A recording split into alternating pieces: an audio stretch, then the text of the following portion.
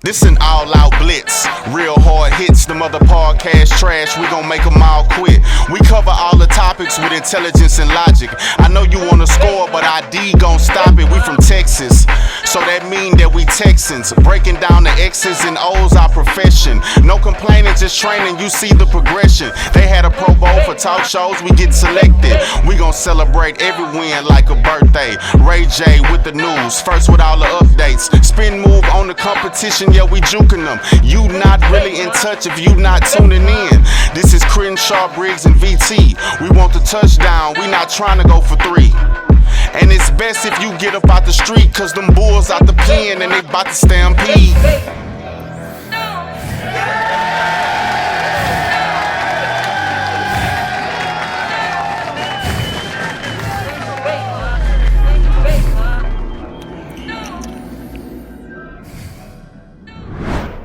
Hey guys, welcome to the Texans Fan Battle Podcast, hosted by the Fan Battles Sports Network. Before I introduce my guest and my amazing trio, I want to give a shout out to our sponsor, Tomorrow's Retro, made by die-hard fans giving all the Texans gear with the pride you deserve with retro looks with Tomorrow's Superstars. Get the best looking merch for the Houston Texans. Use code TFB10 for 10% off store-wide at the website below. So make sure you check them out. Some great stuff. With that being said, let's introduce my panel today. First off, I got my amazing trio. First off, Mr. Crenshaw, what's going on, buddy? How y'all doing? Second off, our little but big brother, we got Mr. VT. What's going on? And guys, if you follow Houston sports, you know this guy very, very well, especially the Texans, the Oilers back in the day. When you think Houston sports, you think of this man. We got Mr. John McClain. How you doing, sir? Guys, I'm doing great. How are y'all? Thanks for having me. Hey, the pleasure all of ours. How are you liking the season so far as a whole in the NFL? Well, first of all, I'm shocked that the Texans have won 5 games. I'm shocked that they beat the Bengals in Cincinnati, considering the Bengals had won 4 in a row, won at San Francisco, beat Seattle in that 4-game winning streak, and, of course, Buffalo. And then the Texans go up there and should have beat them by 10, but it was a good lesson. You know, you're up by 10, there's 3 minutes left, you blow it, and you still win. As D'Amico Ryans likes to say, it's easier to teach lessons after a win, to clean up things after a win. So they're 5-4, 5-2 over the last 7. Both of those losses on the road to bad teams on field goals with no time left. And boy, don't you know, they'd like another shot at Carolina and another shot at Atlanta, considering the way they blew those games on the last series. But they got a great opportunity here. 3 consecutive games at home, beginning with Arizona, and then moving over to the big game against Jacksonville. They can't be looking ahead. And then the last one against an improving Denver team in which Russell Wilson's playing better than we thought. And his schedule is very favorable. It's what happens when you finish last. You play a last place schedule. Only teams they got left with a winning record, Jacksonville and Cleveland, are both at NRG Stadium. And Cleveland, of course, had a major setback today when they found out Deshaun Watson was undergoing season-ending shoulder surgery. So they got a chance to win the division, not just earn a wild card berth, and I'm stunned. I thought next year they would be competing for the playoffs. Right, if not the division, right? Well, I'm glad you brought it up, that Deshaun Watson. Let's jump into some NFL news. Oh, no. I'm devastated.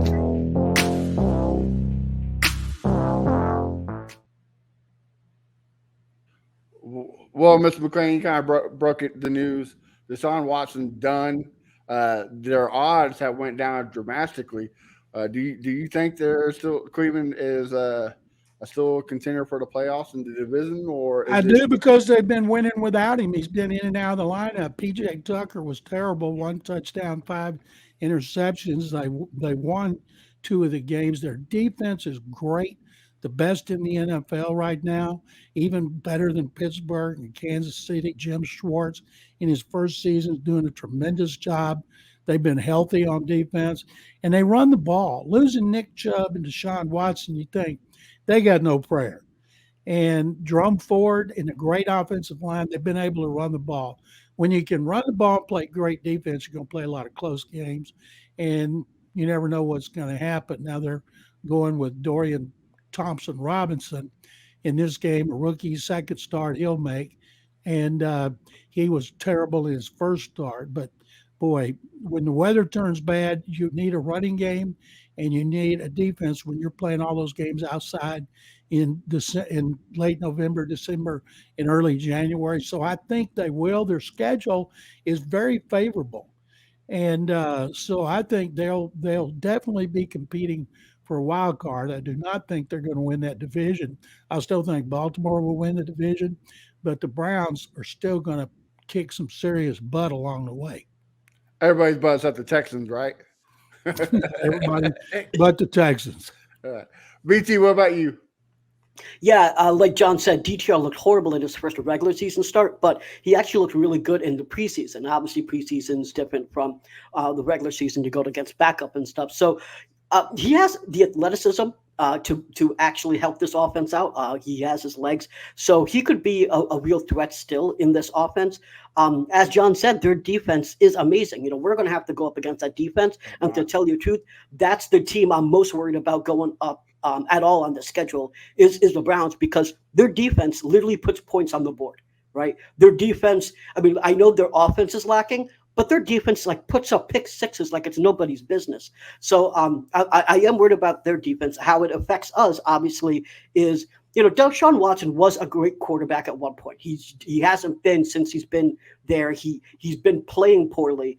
You know, you think that they have a really good chance to get into the playoffs with Deshaun Watson. He had a good second half. They had a horrible first half. He's been very inconsistent. So how does it affect us? Well, it affects us because if we just don't know how DTR is going to perform. Like I said, he was horrible in his first regular season. They don't like PJ Walker, obviously. They gave up Dobbs, who was actually outperforming at what everyone thought in Minnesota. So what we could see here is that my expectation is that they were going to win 8-9 games. Potentially that could be, I don't know, a little less if the offense is worse than it has been. Will they stay 8-9 games? They could still do that because their defense is still rocking. So how it affects us really depends on how DTR is going to play. We're going to see this week, but like when DTR plays, if he rocks out, we may actually be in a worse position if DTR rocks out and plays better than Watson. That's the one thing that I'm kind of fearful of. I'm not saying it's going to happen. Just saying, if you look at him in preseason, he was rocking. Crenshaw, you got anything to add? Yeah, they got a great defense. I still think they're gonna keep winning games. I still have them at 9-8 for the season. Potential to get that last wild card spot. So we got to take care of our business and make sure we beat them. So if it's any kind of tiebreaker, we could take over that right there. And I hope DTR doesn't play like preseason. Hope he played like his last game he played. But it's a good football team. You would think they're nailed it in, but we'll see against Pittsburgh what these guys are going to do, man. But, you know, tough break for him. Feel bad for Deshaun, you know, because I really wanted him to play when we played him on Christmas Eve. I didn't want him to be out that game. But, hey, that's their business. You wanted us to give that butt whooping that we got him for Christmas, right? Yeah, and then because we lost the game last year to him, so I wanted to beat him this year. The revenge game, exactly. Mr. McClain, you got anything to add? I think they're going to seriously compete for a wild card. They've already won 6 games. The schedule's not hard. They've already played Baltimore 2 times. I'm not sure what they got left. Pittsburgh, I know this week. Cincinnati, but I think they could win. If they win 10 games, it won't surprise me. We see Aiden O'Connell on a team that's not nearly as good as going 2-0 for the Raiders. I've never seen so many rookie quarterbacks having to play. And y'all mentioned Josh Dobbs. You know, he bounced around like a pinball. He went to Detroit, Tennessee, back to Cleveland, Arizona, and Minnesota. And he just won the second start of his career. And I don't know what they're feeding him up there, but, you know, they're not going to let him get away. And I keep thinking that bubble's going to burst. But right now, he's doing everything right. And he's one of the all-time great success stories. And Andrew Berry, the GM of the Browns, is getting ripped like crazy because he let Joshua Dobbs get away. Yes, sir. I'll just want to add one quick thing, which is, of course, they have done well so far, but both of their quarterbacks, both DTR and PJ Walker, have been given up the ball, right? And so if they keep turning over the ball, and both of their options, they only have two options, right? And so if they keep turning over the ball, you could see a situation where their defense is rocking out, even putting up points on the board, but they're giving up the ball so much that they lose a bunch of games, and they don't really have another option because they gave up Dobbs. That's the ideal situation for the Texans. I'm not saying it's going to happen, but that is the ideal situation. Yeah. All right, well, let's move over here. You ride with me, you can slide with me if you feel like 550 in the 5 stick, you can get high with me, that's a deal, right? Ride with me if you ride. Some Texan news. We just, right before we came on, something broke, but let me point to the real news. Desmond Perryman suspended 3 games for the hit on Jamar Chase. Mr. McClain, I'll start with you. Was it warranted? Or do you think he deserved it, or was the NFL a little harsh on this one? Absolutely, he deserved it. He's had 7 of them. He's been warned. You got to keep your head up. You got to be careful. It's hard, but other players do it without having those hits. And because Perryman is a repeat offender, that's why they stuck him with 3. And he's peeling it. Kareem Jackson, same thing happened to him. They stuck him with a 3-game suspension. He appealed and got it knocked down to 2. So hopefully this one will be knocked down to 2, because I feel bad for him because it cost him $353,000 and he doesn't make a lot of money. And so hopefully he can recoup some of that money that he's going to miss by not playing. Well, and I'm glad you brought that up. Before we came on, his appeal, they did knock it down to 2. Oh, good. He is serving a 2-game instead of 3-game. So a little bit better news. BT, I saw you kind of shake your head. What do you got to say about it? Yeah, I mean, I can understand why some people are saying that he deserved it because it was past. He had a bad hit during the Colts game, which was an illegal hit. I'm not going to lie. When he was on the Raiders, he had issues as well. But the thing about it is the hit on Jamar Chase, in my opinion, wasn't as bad, in my opinion, in order to warrant this type of suspension. I understand his past, so I get that. But having this hit be the marker of like, okay, now we're going to suspend you because for everything you did in the past, that's like going to a repeat offender and saying you're going to prison for the rest of your life because you stole a bike. And I just think that's why I didn't like it. I wouldn't equate it to stealing a bike, the hit that he put on that guy. And anytime you're in the neck area, it doesn't have to be the head. You get in the neck area, you're guilty. Yeah. Fair enough. I think that, in my opinion, Perriman, a 2-game suspension is obviously better than 3. I would have been okay with the 1-game suspension because of his past, but I thought 3 was far too much. And the other thing is consistency. What about other guys that are doing this? If you're going to do this to one guy, you got to do it for everyone, and they don't do it for everyone. You talk about the hit that CJ had that didn't even get flat, right? So, like, I mean, the thing is, there's no consistency here. Like, if you're going to continue to do this, you're going to have to do this league-wide every single time it happens, or don't do it at all. I mean, they kind of did, right, with Kareem Jackson. He got suspended. So, I mean, you see a little bit, but I can see what you're saying. They do need to do a little bit more because there is guys who are a lot more dirty hits than what these guys are laying down. But, Crenshaw, what you got? Yeah, like BT said, if they be consistent with it, then the Right. suspension makes sense. And I think when that CJ hit, I don't think they saw that. I think it was Murphy that hit him in the head. I don't think they saw that one. And the Jamar Chase, it was an open field, so it's easy to see that one right there. And then plus the fans made it be known, like, hey, refs, look at this right here. But as long as they be consistent with it, I'm okay with the suspension. It just other guys got to step up in Denzel's place. I got a bigger problem, with Go ahead. the fumble that was an incompletion. Mhm. Cleared everybody, cleared it. Gene Steratore, the expert official, one of the all-time greats. He said they're going to overrule it. It was passed.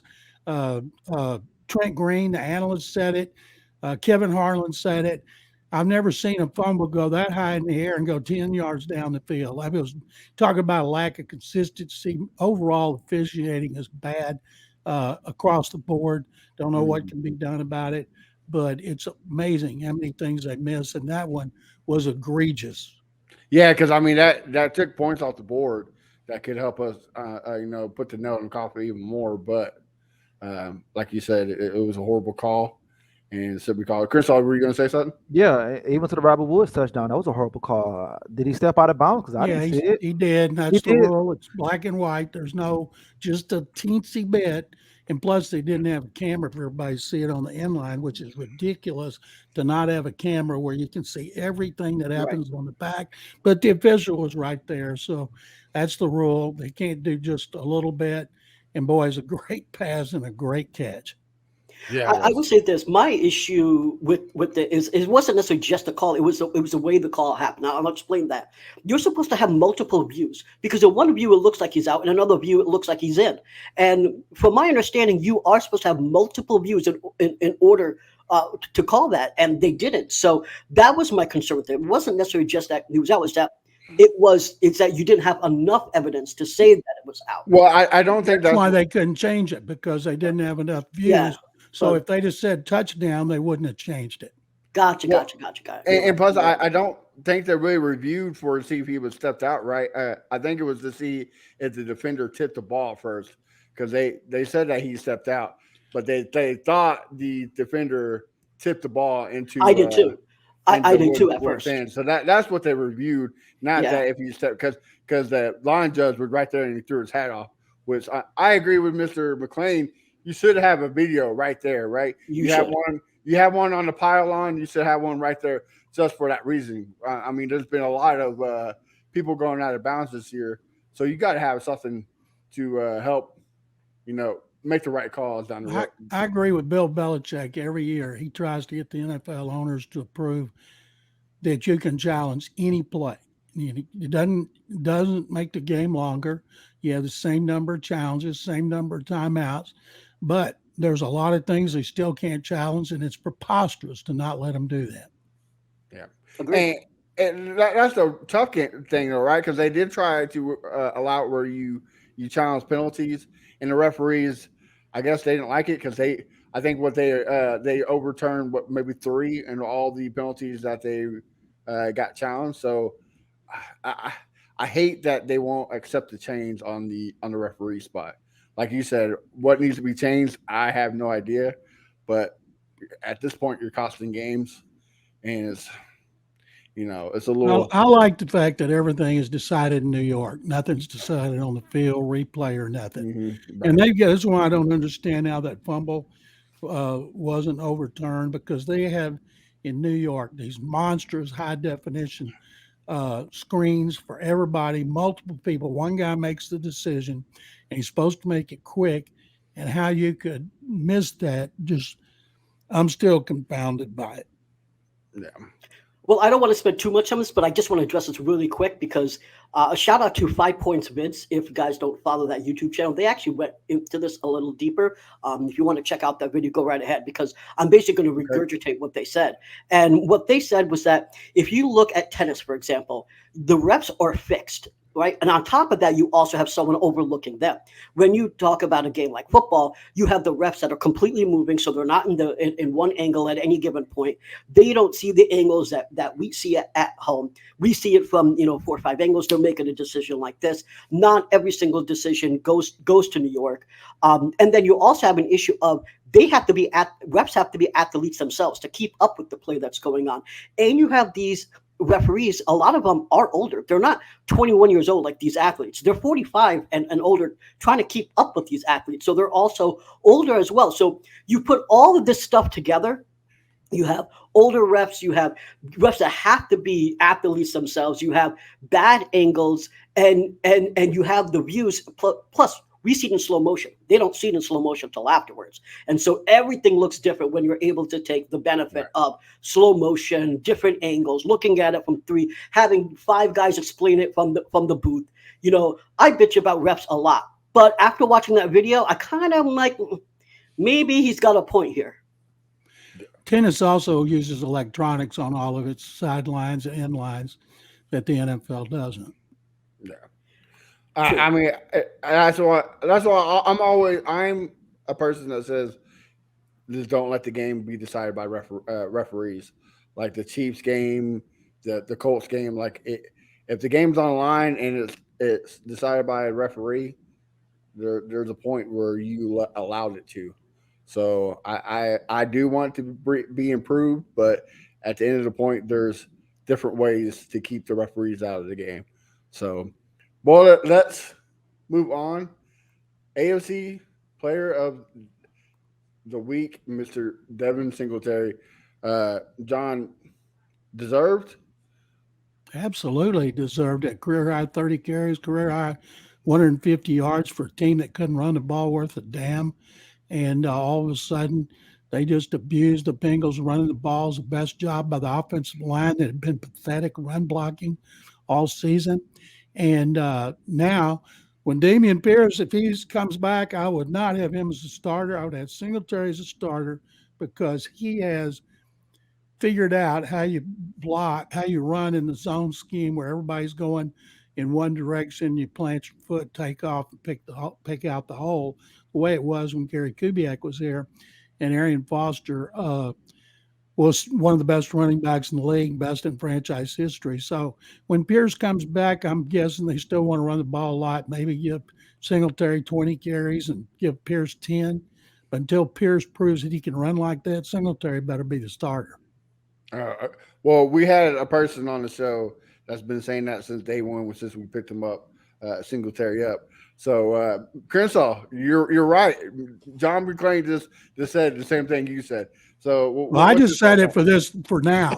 Back at the start of the season, I would have gone with Dameon Pierce because he was on pace for 1,300 yards till he got hurt. But Singletary hadn't done jack till this game. Now they got to see if they can sustain this run blocking because they were one of the worst running teams I've ever seen until they went to Cincinnati. Yeah. So, Crenshaw, what do you think? Well, I'm going to ask John this. Why this game, the run game, looked better? They said, okay, Bengals on Sports Radio 610. They said, well, they're going to run the ball better against Bengals because the Bengals are 27th against the run. I said the Panthers were 31st. They didn't do jack running the ball against the Panthers. 110 yards and everybody's ready to pop champagne corks. And so I think the blocking was better. And one of the things I like about this team, everybody blocks. The wide receivers block. One of the reasons they wanted Noah Brown, he's a mother when he's blocking, same as Robert Woods. Dalton Schultz in the Metroplex used to make fun of his blocking. Oh, he doesn't want to hit anybody. He buries people. On the touchdown that Singletary had, he hit this guy, knocked him to the ground, and pounced on him. And he made some others. I always go back and watch the game in slow motion, watch every play several times. And Dalton Schultz is kicking ass. And D'Amico demands it. Bobby Slork demands it because that's the way it is with the 49ers. And maybe they put it all together. We'll see against the Cardinals if they can sustain it because they've got a chance here playing at home to be able to continue to run the ball. One of the things most amazing about Stroud's performance, usually a young quarterback has a best friend is a running game. Stroud's had all that success without a running game until they went to Cincinnati. Yeah. And Pittsburgh, they ran the ball well against Pittsburgh, which makes no sense whatsoever because the Steelers' defense is great. BT. Okay. One more thing. So, if say for instance the whole entire offensive line was healthy, what would be your ideal starting 5 offensive linemen? Well, they loved the job that Jarrett Patterson did when he had to begin the season as the starting center after Juice Scruggs went on IR. And then, of course, Quisenberry went down for the season. And I've never seen a team have to have so many changes in the offensive line so early in the season. We kept thinking continuity, stability. Are they ever going to get it? And the pass protection has been really good. Stroud has second most time to throw, according to Next Gen Stats. And I would want Titus Howard at right tackle. I would want Shaq Mason, the only one to start all year there. And Jarrett Patterson, I'm not so sure I wouldn't have him at left guard because he was a guard all through the offseason program, training camp, and preseason, and they liked him.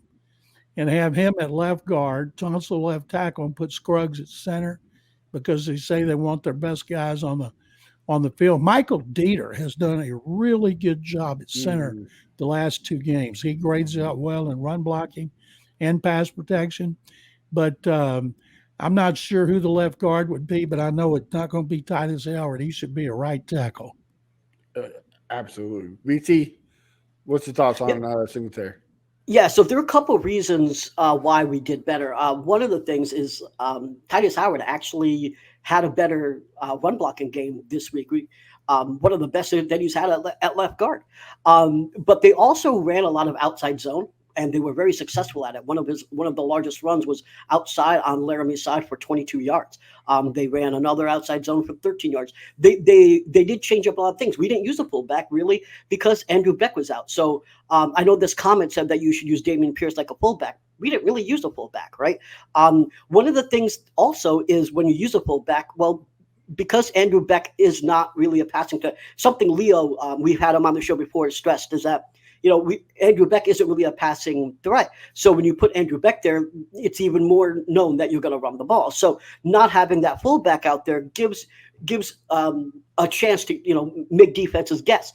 So all of that combined, plus also Devin Singletary, he is a finesse back. I mean, if you saw him using as left athleticism to actually juke 3 times in the same run to get those yards. Dameon Pierce is more of a power runner. Yeah, he can spin and stuff, but he's more of a power runner. He's going to go straight ahead, but Devin Singletary is cutting 3 times in a run. That's not something you see Pierce do. So if you're asking Crenshaw why is it better, the run blocking was better, the outside zones was better, not using a fullback was better, Devin Singletary was better. We had lots of reasons for that run game to be successful. And yes, I understand we went up against a team that doesn't have a great rush defense. But as John said, neither did Carolina, and we were successful. So, shout out to Devin Singletary. And what I would say is, let's get this mother crock. Also, I agree with everything you said, but also a point has to be emphasized. CJ Stroud, like you can't not be aware of what he's been doing, what he did against Tampa Bay. So Cincinnati probably wasn't going to let that happen to him, so they didn't stack the box as much with in Singletary. So that kind of helped out a little bit too, because when we played Carolina, yeah, he had a pretty good, a decent game against New Orleans, but not what he did against Tampa Bay. So Cincinnati didn't want the same recipe, and that's why both sides of the offense was great. Passing game, running game. Well, speaking of CJ Stroud, he has been all over the MVP conversation. Mr. McClain, is he in your conversation for MVP? He's in a conversation because the way the 50-man panel votes is that last 2 years they've turned in their top 5. Used to be you just turned in 1. Right now he's number 6 in Vegas. He's not going to win MVP. Hadn't been won by a rookie since Jim Brown in 57. But he's going to run away with Offensive Rookie of the Year. And I think D'Amico Ryans, if they win the division, he's got a good chance to win Coach of the Year. And I wrote a column today. All my columns are on sportsradio610.com where they're free.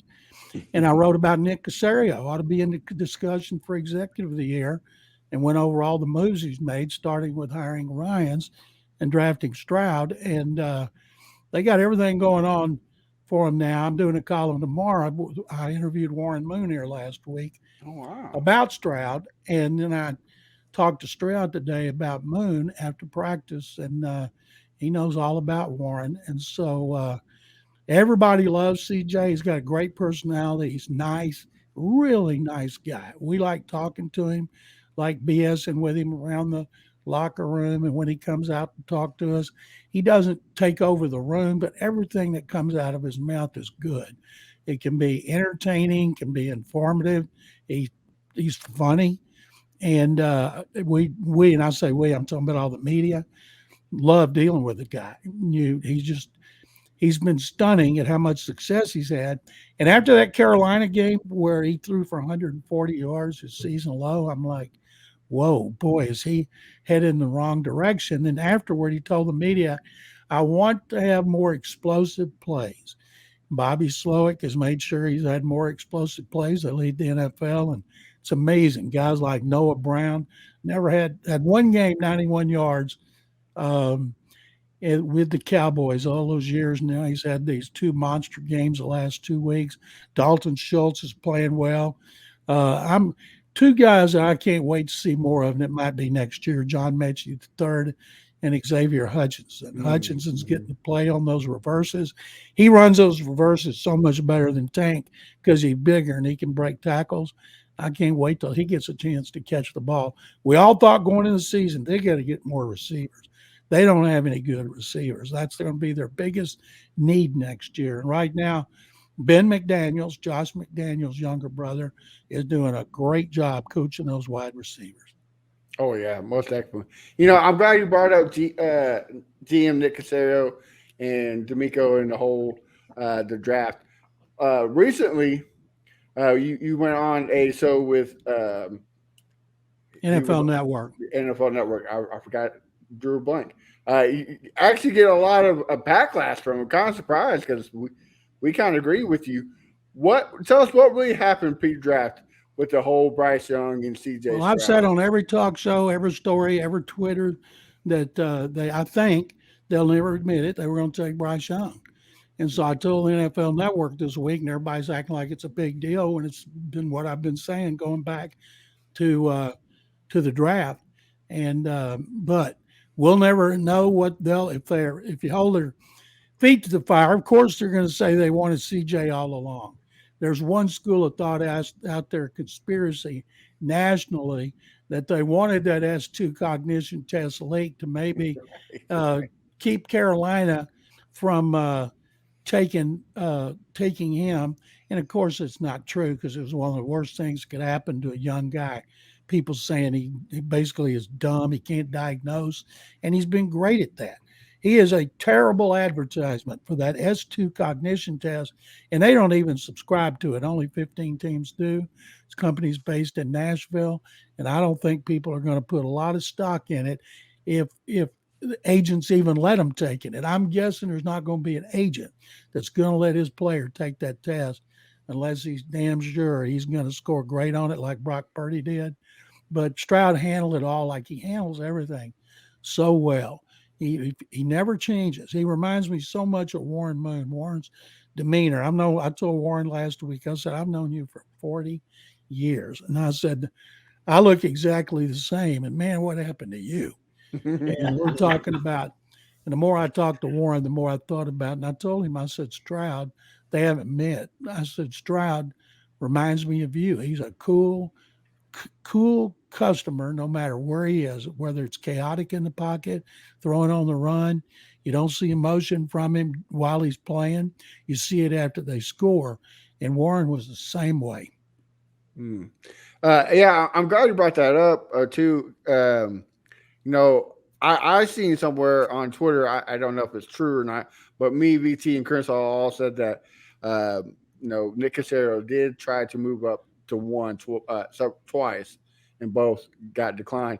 I did see something that there was a deal in the making of a three-way trade for Chicago, Carolina.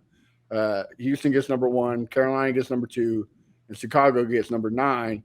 But Houston back out in the last second. Is there any truth to that, or I've never heard anything about it till recently when national media started putting it out there. There's so many things, national media. Caserio's leaving after the draft. Right. There's so many people throw stuff out there to see if it sticks because it gets a lot of attention on talk shows, online. You get clicks.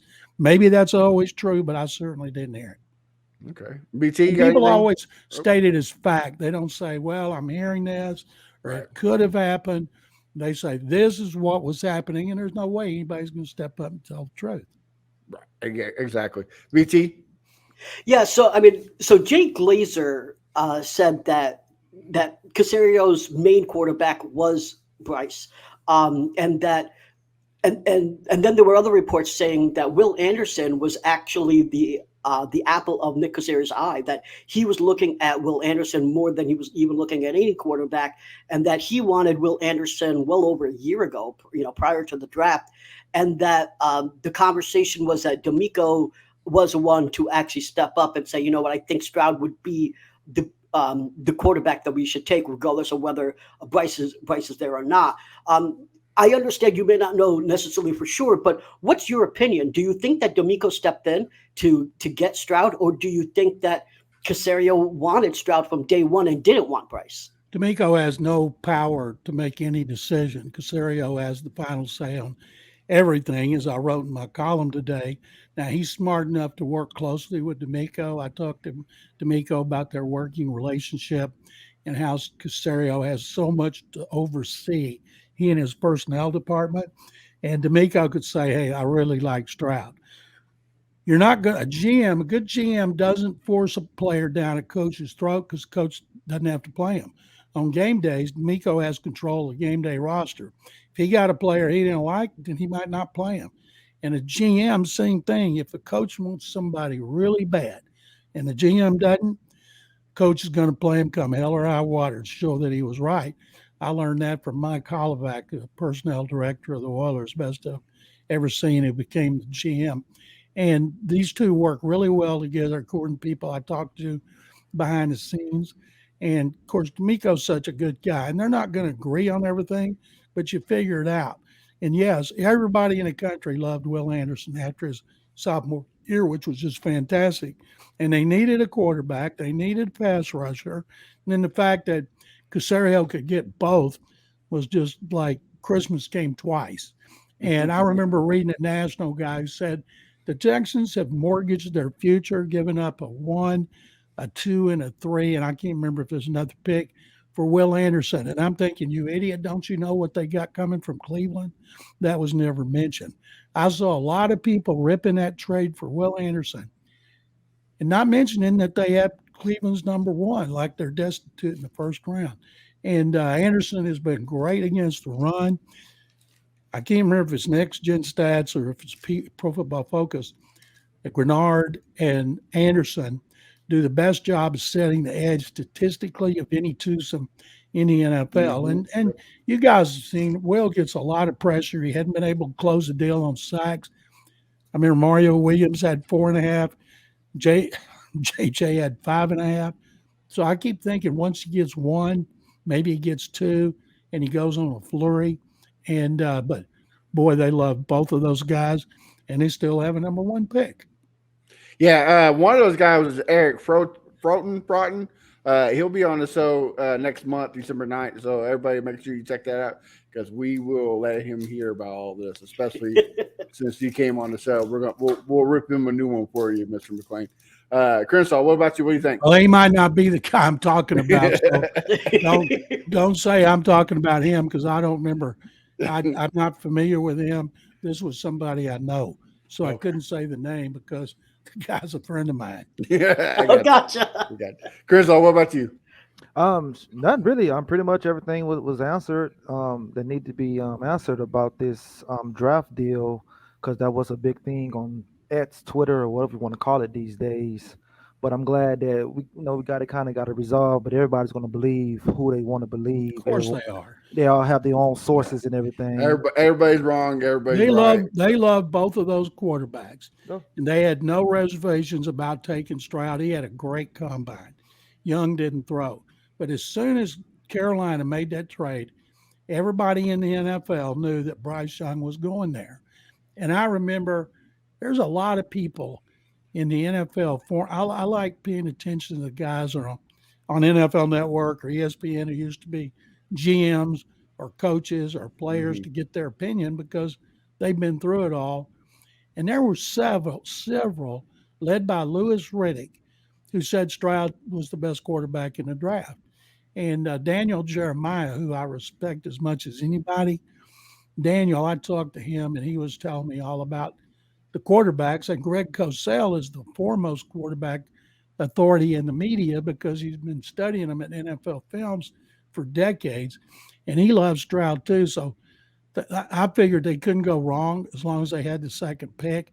And everybody is still worried about Bryce Young's frame. Not that he's short, but that he's so frail looking. But he doesn't have a talent around him. And it's also very interesting. No matter what changes they made in the offensive line, once they got past those first 2 games, they were able to win. And the fact that Nico Collins is playing better than ever, Noah Brown playing better than Tank ever, Dell Dalton taking Schultz off. playing the way he's played when he played his best with the Cowboys. So Stroud is getting those guys to step up, and they're producing for him because they all have so much confidence in him. And the fact they've played 3 games, they're 1-2 in field goals with no time left, and they beat Tampa, of course, with 6 seconds left. Next time they're in that situation, and they will be a bunch more, they got so much confidence in CJ that he can lead them to a victory. Yeah. The whole thing that kind of, I wouldn't say upset me, but kind of irritate me was the narrative, right? That Houston is not the place for any quarterback to go. They don't got the roster. The personnel is you called last time you came on the show. You called D'Amico Ryans a head coach and possibly coming here, and everybody said that he wasn't going to be the perfect fit for Houston. But now that CJ is striding, that he is being the quarterback that we thought he could be, it's the other way around. Well, Carolina don't have the coach. Carolina don't have the weapons. They don't have an offensive line. So which is it? Is it Houston? Well, they definitely don't have talent. Now, they took the opposite approach. They had hired Frank Reich, who was a seasoned head coach. They brought in Jim Caldwell. They brought in Dom Capers. They got all these veteran coaches on that staff, where I thought D'Amico needed a former head coach in his staff. And they talked to Kubiak, but Gary said, I'm here anytime you need me. But Gary didn't want to make the drive in and have to work those long hours again. And he and D'Amico are really close, and I don't know how much they talk. The unsung hero is not Bobby Slowick. By the way, there's rumors in Nashville, and I do 2 shows a week up there, and they asked me about this one, about Vrabel going to New England with Caserio and the Titans hiring Bobby Slowick. And I said, well, number one, Amy Adams Strunk ain't letting Vrabel go anywhere. And the McNairs ain't letting Caserio go anywhere. And Bobby Slowick will be a head coach, hopefully after next season, not this season, because I think he's like D'Amico. After D'Amico's first year as defensive coordinator, he interviewed somewhere, and I can't remember, maybe it was Minnesota when they hired Kevin O'Connell, and he said, I need another year as a coordinator. So somebody interviews Bobby Slowick, hoping Slowick says, you know what, I've only called plays one time. I need another season. And then they'll have somebody ready to go to replace him like the 49ers do when they lose coaches all the time. And Gerard Johnson does a really good job. It's his first season as full-time quarterback coach. But the unsung hero is Case Keenum. Case, it really works with CJ Stroud. And I'm going to do a column. Your guys, the first time I've said that publicly. I'm going to do a column maybe next week before Jacksonville, talking to CJ about Case's role in his development. And then once he tells me, then I'll go to Case, because it's not something Case is going to tell me. And I'll say, hey, CJ said all this, and then do a column on them and how he's behind the scenes and he's helping him. And I asked Case, I talk to him about the Cougars all the time. And everybody says he'll be a coach if he wants to be. And I said, would you rather be at U of H, his beloved Cougars, or would he rather be like, say, with the Texans? He said, right now I'm having too much fun playing for the Texans and winning and getting to work with CJ Stroud. So he could have that job for another 5 years if he wants it. Yeah, we've heard, again, we don't know if there's any truth to this, but we have heard, Case Keenum's kind of been a voice for CJ. If CJ doesn't like anything, he kind of gives Case the, hey, I'm not comfortable with this. And Cases, with his veteran presence, he will say, hey, guys, maybe CJ's not comfortable, but let's try this. So it might be, but he spends all his time with Gerard Johnson. That's his job. Okay. And I think one of the things with Case, he doesn't get involved in the X's and O's. His more of the being a sounding board for questions and things like that. Because even though Gerard had a cup of coffee as a quarterback, and Bobby Slowick, his background is defense before Kyle Shanahan moved him to offense. Gerard is doing a great job coaching him. And I'm guessing when Slowick leaves, probably after next season, that Gerard would be a natural guy to promote to be offensive coordinator. They got a big staff. McNair's give them all the money they want, all the resources to hire whoever they need, and they do a great job. Every team in the league has clock management issues. I haven't seen the Texans have a clock issue where we used to go with O'Brien. Oh my God, why is he doing that? Bill, Bill, how can you miss that? He gets so mad when I'd ask about him afterward. D'Amico, he's acting like it's just second nature to him to get everything right. I love it. Well, let's get to one reason why we're here. Let's break down the game against the Bengals. This is Crenshaw, Briggs, and VT. We want the touchdown. We not trying to go for 3. And it's best if you get up out the street, cause them bulls out the pen and they about to stampede. Well, we talked a lot about it already. Mr. McClain, kind of give us your rundown of the game. How do you think we came out with the W? I was stunned that they beat the Bengals because the Bengals were red hot. Joe Burrow playing really well since their 0-2 start, and they were playing well on defense. When I heard that Sam Hubbard missed the game, it was the first time they'd lost a defensive player. I couldn't believe it. Now, Trey Hendrickson limped off. Can you imagine the Texans if they only lost one player all season on one side of the ball? I asked, well, one of the reasons they shut down the run. And when you have 3 of your top 4 safeties out and you're relying on the guys, you're going to give up deep passes. And that happened, giving up big explosive plays 3 times. And I think people say, well, Tyler Boyd gave him the game when he dropped the ball in the end zone. I said, but who among us thought Stroud couldn't go down and score the touchdown like he did against Tampa Bay? So he already proved he could do that. But I think they were able to stop the run with Joe Mixon, force him to pass. They hit Burrow 9 times. And when they have a quarterback hit, you got to knock him down. You can't just bump into him or hit him hard. He's got to go down. That's what a quarterback hit is. And I think they had like 8 tackles for loss, and they roughed up Burrow. You know, he's not known as one of the most elegant guys at avoiding a rush, and I'll guarantee you he was sore the next day.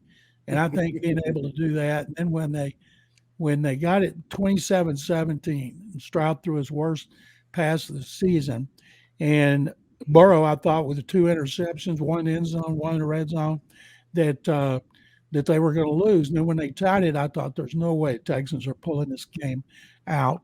And I thought, well, Matt Amendola, he's never had a kick like this, and it just worked. It's almost like God has become a Texans fan because they're doing everything right. And I like the buzz. Everybody likes going to the stadium every day. Media, players. I was talking in the locker room today, talking to players, just shooting a breeze with them about how much fun they're having. And I asked a couple of the veterans, what do you do in this situation? You win a big game at Cincinnati, you were sky high. You got a big one coming up against Jacksonville. How do you make sure these young guys understand what's going on with Arizona and avoid another Carolina situation? And one of them said, hey, he said, these young guys on this team, and there are 5 of them who are starting and a bunch are playing draft choices, and as well as some second-year guys. He said, they get it. He said, the coaches do a great job of making sure these guys are focused. They understand what's at stake. He said, there's no way. He said, if we lose a game, it won't be because we're looking ahead. And I took him at his word because you always worry about that because you see it a lot. And I think they're going to beat Arizona. I think they're going to beat Jacksonville. They're going to beat Denver. And that would be 8 victories. They have 5 for the first time since 2019. I predicted they'd win 6. And I'm just amazed. I hope they get the hat trick of awards. Rookie of the Year, Offensive Rookie of the Year, Coach of the Year, and Executive of the Year. Yeah, I was hoping Will Anderson gets the Defensive Rookie of the Year. But Yeah, hey, you can't you have got to have more sacks. yeah, you can't have Or you're playing at Philly, where you're playing a lot of national games. mm, Everybody's praising the heck out of you. That would be Jalen Carter. And yeah. so he's getting a lot more recognition than Will Anderson Jr. has. Texans have only had one national media person come to a game, and that was for the Steelers because they were there for JJ and JJ Watt. TJ. Mm-hmm. And now, if they win this game against Arizona and they're playing such a big game against the Jaguars, in which they can take over first place, they're anticipating several national media members. Okay. Okay. All right. Well, I don't think the thing about Will Anderson, what kind of upsets me is people, like you said, not enough sacks. Sacks is a very sexy stat, I should say. That's all people care about, worry about. They don't care about quarterback pressures, tackles for loss, like you mentioned, and he's been a run stopping beast. And a lot of people don't see the holds. Will Anderson has drawn a lot of holds on on the offensive side, so he is put an impact on his game. His people's not getting the recognition because, like you said, it's not a sack. So his win percentage was right behind Micah Parsons, if not better. So you got to give the credit a little bit to him. But you're right, it's because he's in Houston and not Philly. Or He's in the running. His name is being mentioned, but he's like fourth or fifth. right, Um, uh, the corner from Seattle is number two to Jalen Carter, and but Will, if he had a late season flurry, if they get in first place, more and more people are going to pay attention to him. Like every time I look up, I see CJ on some national show mm-hmm. online or whether I turn on the TV. And D'Amico's doing a lot, but they got this. They have a certain amount of time they can do that, and it doesn't take away from the preparation. And I love seeing them get it. I'm glad. I'm doing an interview this week with the McNairs. I'm going to do a column next week before the Jacksonville game with them. They should be the happiest owners in the NFL. Everything Mm-hmm. they've gone through with Mm-hmm. with Deshaun Watson and Jack Easterby and J.J. Watt asking to leave and Bill O'Brien getting fired. One of the things that bothered me, guys, was I saw Texans just getting murdered nationally because they had fired David Culley and Lovie Smith in back-to-back seasons. And as I said on Sports Radio 610, those national people didn't watch the Texans. They didn't watch one game. Why would they? They were terrible. All of us who watched them understood why they were fired. They were poorly Right. coached. What Lovie Smith did last year, let Pep Hamilton control everything on offense, who played like Rex bleeping Burkhead. And it was egregious. And so then D'Amico, people are like, why in the world would D'Amico Ryans, who is being pursued by Carolina, Denver, Arizona, and Everybody that Indianapolis, yeah. why would he want to go to the Texans organization? They're awful. And D'Amico wanted to come here because not only did he play here, he met his wife here, they got married here, they were building their dream home here. Even when he was with the 49ers, they started a home for wayward kids back during the pandemic.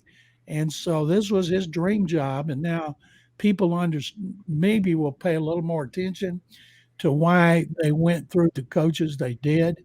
And maybe they shouldn't have been hired to begin with. I tell you what, getting rid of Jack Easterby last year is like a dark cloud was lifted off of the stadium. And ding dong, the wicked witch is dead. And that's what I was talking about. Everybody's so happy to come to work. When O'Brien was there, he was clashing with Rick Smith. You were either a Rick or a Bill guy.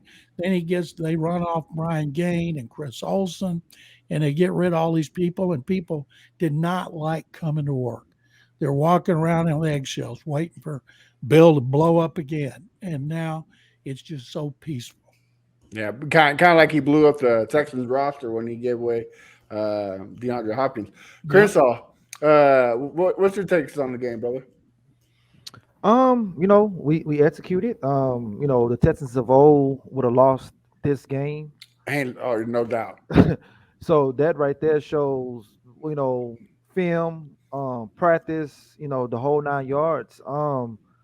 I know this ain't what you just asked me. I just something John said earlier. I just got to ask before I forget. What does CJ have to do to win MVP? First of all, they're going to have to win the division. They're going to have, because I saw a stat the other day, no player has won MVP without winning his division since Adrian Peterson in 2012, who's also the last non-quarterback to win it. So they're going to have to win the division. They're going to have to get double-digit wins.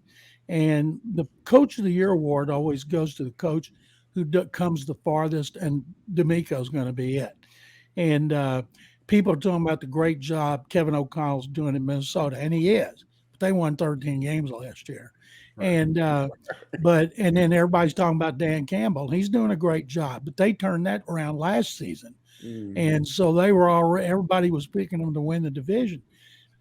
Just about everybody, and there's a few that I saw as a little different, had Arizona having the first two picks in the next draft and taking Caleb Williams and Marvin Harrison Jr. because they knew the Cardinals were the worst team and the Texans were the second worst team. And now the Cardinals are one of the worst teams and the Texans are not. So the fact that everybody was preparing for them to be dog-ass awful, that's going to help D'Amico get it. MVP, you got to beat out Mahomes. You got to beat out Lamar Jackson, Jalen Hurts. Team that gets the home field advantage usually is going to win it. But he's going to be in the conversation, and he'll get votes since everybody, the 50-man panel. And that 50-man panel has a lot of former players and GMs and coaches on it who are now in the media, but not just all writers. And since you turned in 5, I think he will definitely get some votes, which would be unbelievable. First time that's happened since JJ had one of his got robbed by Aaron Rodgers winning. Only because, like you said, only because he didn't win make the playoffs. I think if they made the playoffs, I think JJ Watt probably wins that MVP. But Crenshaw, anything else on the game or? No, man. That's pretty much it right there. I just wanted to ask him that before I forget. Yeah, good question.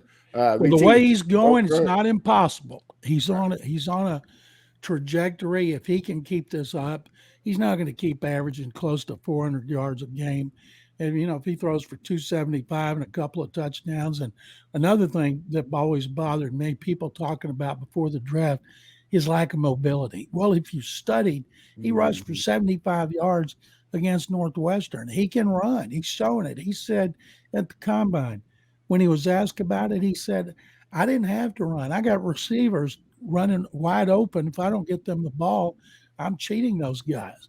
And he's had a double-digit run in the previous 2 games, and he had that 8-yard touchdown run Sunday. And so he's showing if he needs to run, he can. He had that one play where he scrambled, reversed his field, went back, looked like Fran Tarkenton. People could Google him to find out who I'm talking about. And so he has shown mobility that he had all along, but a lot of the people who were making predictions of the draft thought he was just a pure pocket passer. That's where he wants to throw from, but boy, if he's got to roll out, run the bootleg, he can do that too. All right. BT. Yeah, so about the MVP, I know that we're talking about Bengals recap, and I'll just quickly address this. I agree. He has to win the division and get into the playoffs. I understand that the odds are against him, but the odds have been against him for basically his entire life, let alone this season. So I understand that, it hasn't happened, but like I said, we're witnessing what I consider to be almost a miracle year. I mean, I'm not going to get into craziness, but I will say, or conspiracy theories or religious stuff, but God is on his side, man. God is on his side. So I'm not going to say that it's out of the question at all. And I think that he has a shot. I think that we are getting better, and some teams like the Jaguars are actually getting worse. But I will. So that's why I think we can win the division. But getting back to your initial question about the Bengals recap, why we won. Obviously, I love what CJ Stroud did. There's no question. But let me give some love to Bobby Slowick and his game planning of realizing that running the ball was actually something he could do and not just give up on the run completely. Devin Singletary, a career day, 150 yards, 5 yards per carry, a touchdown. Noah Brown had a career day with the passing, right? 172 yards and a touchdown. CJ Stroud is elevating him. And you'll notice that one of the cool things about Bobby Slowick is he switches people up. He's putting Noah Brown in the slot in some games, 70%. And in other games, he puts him, lines him out wide, 70%. He is able to use different players, especially when there's injuries. Nico Collins wasn't there. So he has to use players when you're dealing with injuries. We didn't have a fullback. That actually forced him to change the game plan. And he did, and we were actually better for it. Remember when we initially had Noah Brown go on IR, he used Tank Dell, and then we saw him greatness. So the injuries, he used the injuries as opportunities for other players to thrive. And that's what we're seeing with Bobby Slowick. I think he's on a great OC. And I feel like sometimes I had to defend him because of the Carolina and stuff. But, he's a rookie OC as well. He had to learn. The other things is, I've complained about our line, particularly our interior, not our edges. But shout out to Sheldon Rankins for having an amazing day at 3 sacks at opportune times, too. Not just like, sacks that don't matter at first downs. Honestly, this is a sack that is forcing them to punt. These are incredibly important sacks. And John, you mentioned this, and you're right about PFF. Will Anderson and Grenard grade out at 76 for their run defensive grade. We are top 3 in run defense, and it's because of that line. Will Anderson may not be getting sacks, but he's so good against the run that he's so impactful that I don't know if people see this. And I really wish more fans would watch the All 22, because I know that looking at the box scores, you're looking at, say, Chase Young or other defensive ends, but we wouldn't have won that Saints game without Will Anderson going after Kamara. We would not have won so many of these games where the Steelers game without stopping Najee Harris on certain areas. So Will Anderson has been critical, and that's one of the reasons why we won the Bengals games is because Will Anderson and my man Jonathan Grenard. You see the jersey back there. I believed in him in 2021, and he showed everyone that I was right. One quick last thing is a lot of fans, including myself, wonder, why is D'Amico playing so much zone even when Devin Singletary is out there?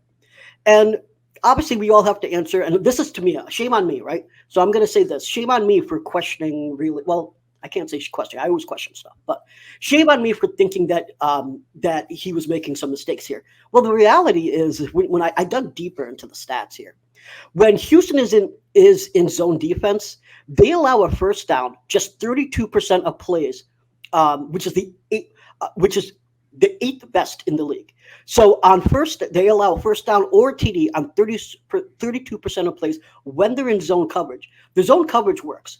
I'll tell you what's not working, and that is not a scheming issue. That's an execution issue. Is that on explosive plays, when we're in zone coverage, we allow 15%. So basically, that's a 10th worst in the league. And what the reason for that is because of missed tackles, right? We're top 3 in missed tackles. And that is an execution issue. That's not a scheme issue. And so this is one of the reasons why I think he wants to use more zone. I went back and saw week 2, week 3 when we had Stingley. He didn't use 80% zone, but he used 70% zone. So that is something that we're going to continue to see is more zone coverage. And so as fans say, why did that happen? Well, there's a reason for it. It actually does work. And once we actually coach up our guys to have less missed tackles, we'll be phenomenal. Tell us who you think is going to win against the Cardinals. Well, you said the Texans are going to beat the Cardinals. I think the Texans, I haven't picked the score yet, because if I pick it, I picked them to win by 7 at Cincinnati, and I might pick this one since they're at home. They've been playing close games every week, so I think I'm probably going to pick it close. Most people will pick a blowout. Last time I looked at the spread, it had gone from 6.5 to 4.5 for the Texans. So I think I'll pick the Texans by maybe 4 or 5. I'll start with you, Crenshaw. What do you think is going to happen? What needs to happen for the Cardinals to come away with a loss? I think we got to just keep doing what we've been doing, pushing the ball down the field, playing good defense. We know Kyler Murray's back. I didn't look at all of the game. I looked at some of the game he had Sunday. The motherfucker looked faster. that little motherfucker feet be running, be running, So that's my biggest fear. I don't fear their wide receivers. I just fear him, and then they got cornerback, James cornerback. So that's a nice 1-2 punch or whatnot. But I think that we just play Texans football at home. CJ is godly at home. We 3-1. I don't know what our points per game is at home. I'm pretty sure VT, what our points per game is at home. And just keep doing that. Keep bringing the energy from the fans. We need to be that 12th man, and we should come out with the dub, man. We just can't have another stinker like we had in Carolina after a big win. We got to come in there and act like, hey, this win we had against the Bengals, that's nothing. So we got to act like like how they always say, go 1-0 every week. We need to go 1-0, go 1-0, going 1-0. Because if we lose this game, I'm gonna be on my VT rant come 6 p.m. Central on Sunday. No cap. Before we talk about BT's rants, what do you think the score prediction will be, sir? The score prediction is going to be because like I say, we've been at home. We usually score a lot of points. We know that one game against the Saints we scored 20. I think this game right here, the way especially CJ called out the fans, so I think the energy is going to be there. It's going to be in his veins. I'm gonna go high. I'm gonna go. I'm gonna go. I'm gonna go 33-17. 33-17. Yeah, 33-17. I love it, man. I love it. Let's get busting out those flaming hot Cheetos already. Yes, Yes, let's do it. BT, man, break it down for us. What you got? All right. So the biggest threats, in my opinion, are James Conner and Kyler Murray himself. But and from a receiving perspective, it's their tight end, McBride. McBride had 130 yards last game. He's basically their receiver, their wide receiver one, essentially. So that's going to be the biggest issue. Now, we have not covered tight ends well. That's largely because of the linebackers, whether it's Perryman or Henry To'oTo'o. Both of them will not be playing this game. So you potentially have Blake Cashman playing most of those covered snaps at middle linebacker. Christian Harris had, in my opinion, one of his best games last game. Now you have issues with injuries because Henry To'oTo'o is out for concussion, so he's not going to be playing. So Neville Hewitt, who's really more of a practice squad guy, will probably be playing. Corey Littleton, who is more of a special teams type of guy as well. So we have a lot of injuries on linebackers. So that is going to be one issue that we'll have to figure out. That D'Amico's going to have to figure that out because McBride is really the biggest threat, and we have had issues with the tight end. D'Amico did say that Kyler Murray's biggest issue is his athleticism. He can get out of pressure situations. So their O-line is not great at all. They really only have one good lineman.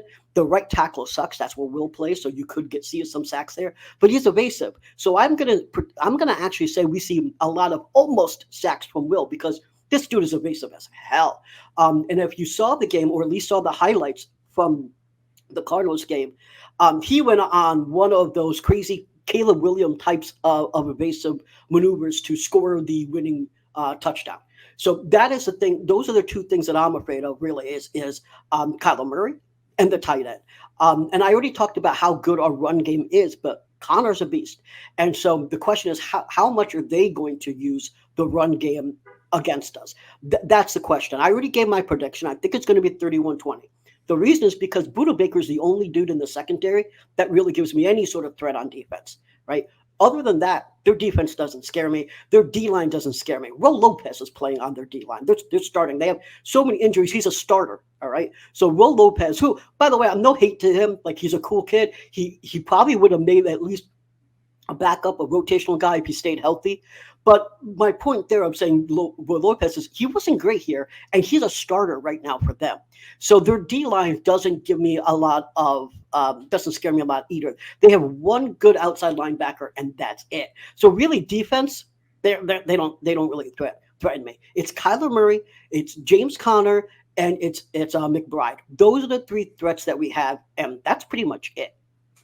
Yeah, you kind of got worried, right? The three bad games, the defense, I'm going to say bad games, but the games that were kind of shifty on the defense side for the Texans was mobile quarterbacks. You had Bryce Young, who had a pretty good game.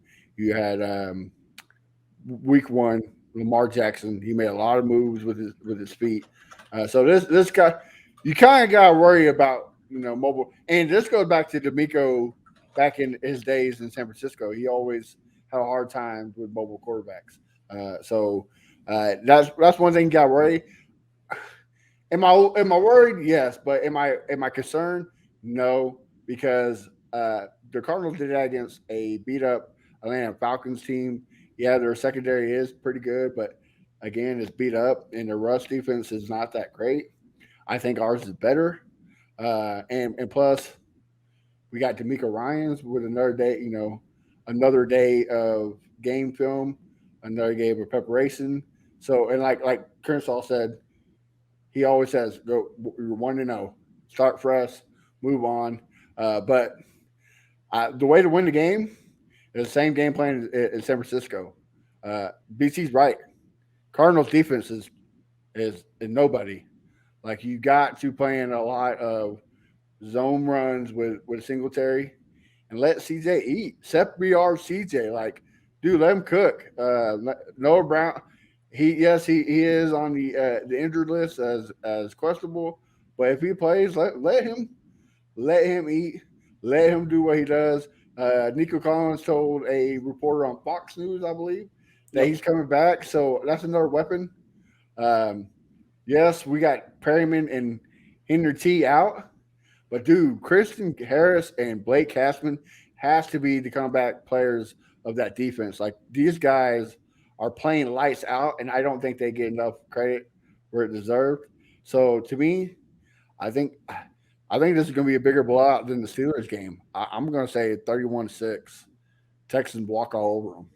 6? Yeah, Damn. 6. I mean, the only reason why I disagree with this is because Kyler Murray is still Kyler Murray, and in fact, he may be better than the old Kyler Murray. I think that this scheme is different. For example, like, he's running a lot more shotgun. It's something that they hasn't done in the past. I think that, from an offensive perspective, he's still the dude, the athletic dude that he was before. And as Crenshaw said, he might even be better.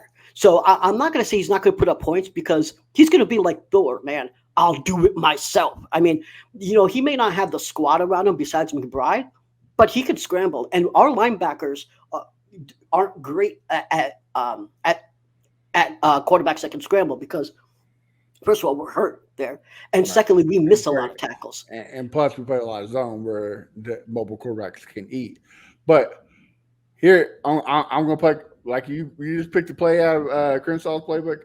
I'm going to pick one too. I think the reason why we kind of hold him down is because last week there was no footage of Kyler Murray in this offensive scheme. We got footage in Kyler in the scheme, and we've been preaching D'Amico's game planning all year long, and I think that's what it's going to go down to. This is everybody says that Gannon was Casario's guy. D'Amico's going to prove why he's Houston's guy. Like, he's going to shut out. I just have a feeling that he's going to shut. Look, if I'm wrong, I'm wrong, but I don't think.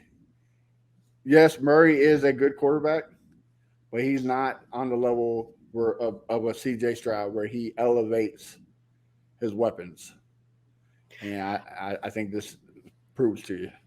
I will say two quick things before I know we're going to have to get off quickly, but they got Michael Carter off of waivers, so I don't know if they're going to use him right away, but they got another back. I wanted Michael Carter. I think that he's a decent back, so if they try to put him back there, we have no tape how he's going to perform in this scheme whatsoever.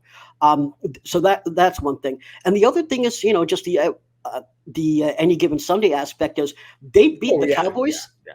But they beat the Cowboys. The Cowboys are actually a decent team this year, but then they lost against the Giants. So, they obviously that's without Kyler Murray. But again, the point is that the team without Kyler Murray beat the Cowboys. So, there is an aspect to that team because honestly, Terry McBride is a threat. Good pickup in the 22 draft, and he it is going to be an issue because everyone's focused on receivers, right? They don't like, unless you're Kelsey, no one's really focusing on the tight ends, and he's been able to squeeze by and get those yards. And I just hope that doesn't happen here because their receivers are basically not like nothing to write home about at all. So, if we put our both of our corners, on the receivers, and then leave the tight end free, well, that's a problem. But if we put a corner on a tight end, and then the receivers get each. So D'Amico definitely has to figure that one out with our linebackers and figure out how to cover our tight ends without exposing our corners to their receivers. That's going to be his number one challenge in the passing game. But I agree that we should be like, we're all three saying it's a win. I'm just saying it's 31-20 because I do believe that Kyler will put the points on the board, just not enough. And I think that the reason why it's 31, because honestly, I think we could actually bring up the score more, but I think we'll run a lot to kill clock because if we were just passing like crazy, we put up 40 points on this guys. Right. The secondary is garbage. Right. But because we'll run a lot, that's why I think it's 31. And I also think this is a statement game too, where, people, you lost to the Panthers. I think this is, we're not going to lose to the teams like we did the Panthers. And like you said, any given Sunday, I get that. But I think this is a statement because, like John just said, we're getting national media attention now.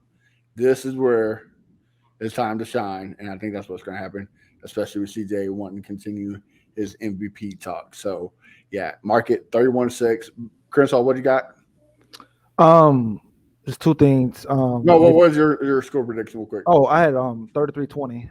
Okay. 33-20, and then when the Cowboys lost to them, they was on the road. Arizona was at home, and the reason why I think we're also going to win because we have God on our side.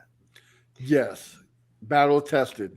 Yes, like CJ is making a lot of folks. Yes.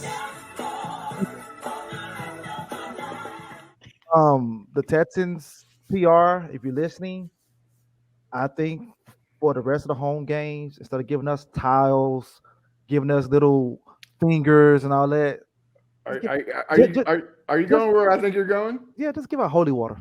Oh, I thought you were going to say Bibles, but okay. No. Just give out holy water. Let's give out holy water. Yeah. So like when he throw a touchdown, we throw the water in the air. Anoint the whole crowd, even the visitors.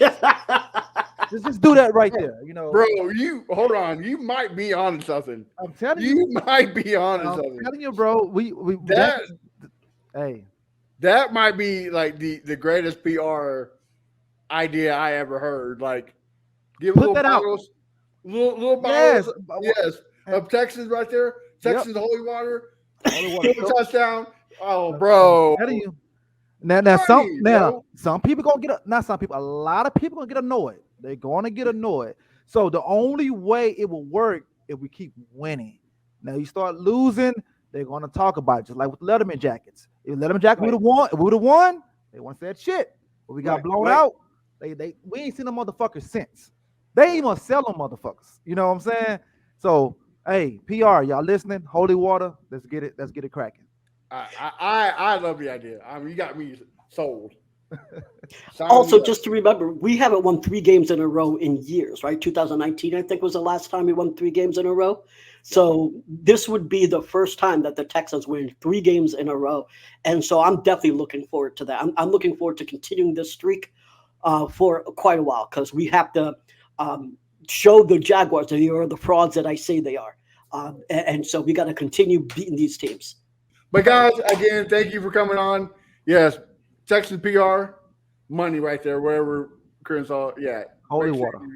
But guys, follow us everywhere you see our taglines, and make sure you follow us, the podcast, Texans Fan Battle, everywhere, and check out our sponsor, Tomorrow's Retro. Hopefully Sunday we'll talk about win. If not, I'm disappearing. No, I'm just kidding. See y'all next week. Have a good night. Peace. This is Crenshaw, Briggs, and VT. We want the touchdown. We not trying to go for 3. And it's best if you get up out the street, cause them bulls out the pen and they about to stampede.